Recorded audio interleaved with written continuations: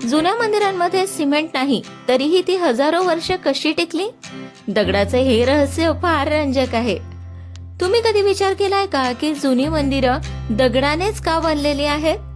चला जाणून घेऊया यामागची कारणं. पहिलं कारण, टिकाऊपणा.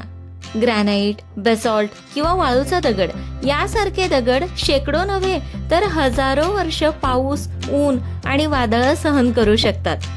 दुसरं कारण, भार पेलण्याची क्षमता.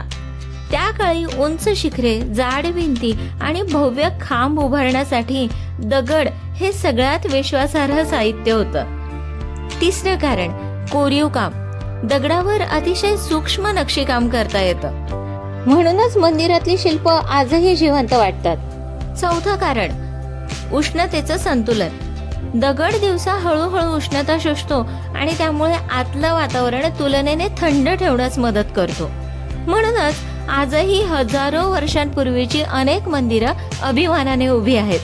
ही माहिती तुम्हाला कशी वाटली मला कमेंट करून नक्की सांगा. व्हिडिओ आवडला असेल तर लाईक करा आणि आपल्या चॅनलला सबस्क्राईब करा.